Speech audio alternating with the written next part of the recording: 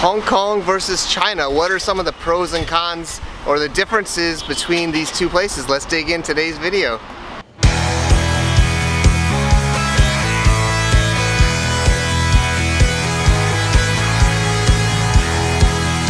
So what's the difference between Hong Kong and China? Well, I thought it would be suitable to do this while I'm crossing the Hong Kong-China border. And there's quite a few on the list, and I'm going to go through a few of them, of the many that you could possibly have.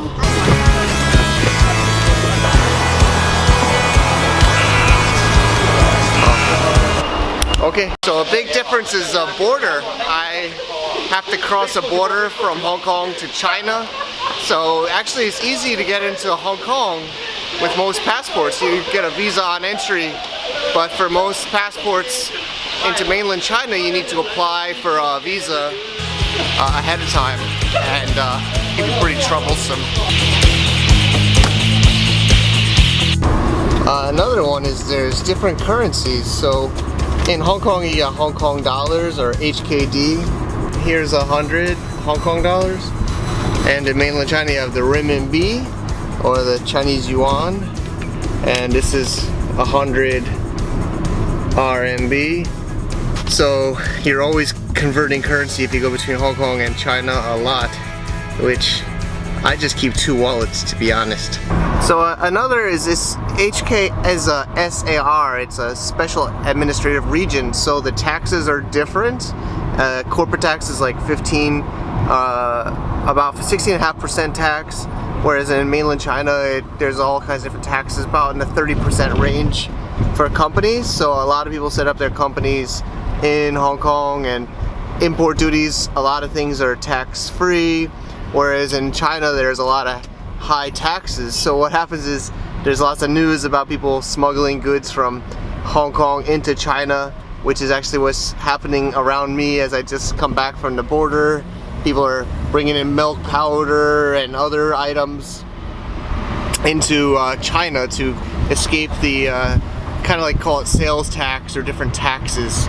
Another part of that is the legal systems are different.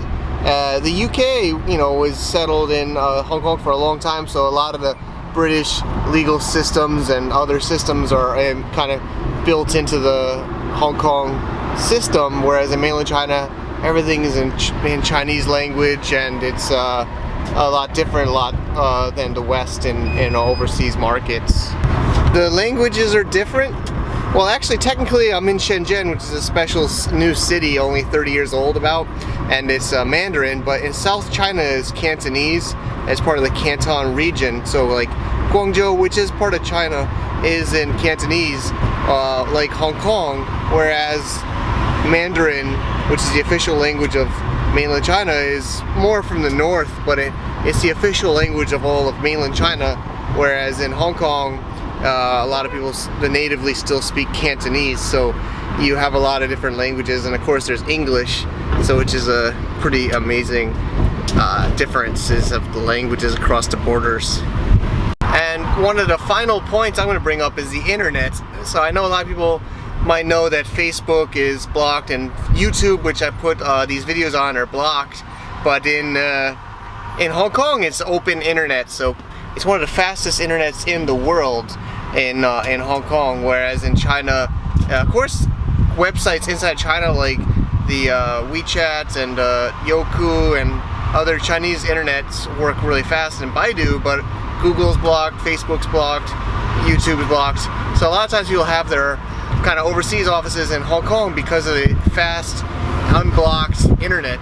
That's pretty amazing. I think one of the top like 3 or top 5 in the whole world for speed, whereas in China it's probably one of the slowest as far as internets. So those are some of the main differences. Of course there's culture differences and political differences that I don't want to get into. I'm just kind of getting into more of the business and the real tangible things. So, you know, we got different money, which is cool. So I recommend having two wallets. The cell phone signals, you gotta have different cell phone plans unless they're roaming between the two, so you gotta be careful about that. But be a cross-border business person like me, and I'm always back and forth, and there's good and there's bad on both sides. So I'd love to hear what you think in the comment section below, and let me know. Also say hi to the taxi driver.